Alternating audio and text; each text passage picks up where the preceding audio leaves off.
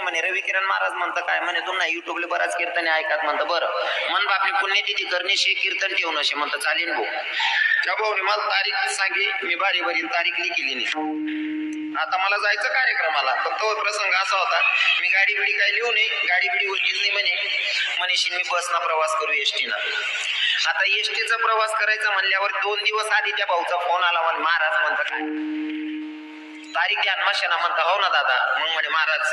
परवा कीर्तनशे म्हणलं हो पण म्हणे महाराज मन बापनी पुण्यतिथीशे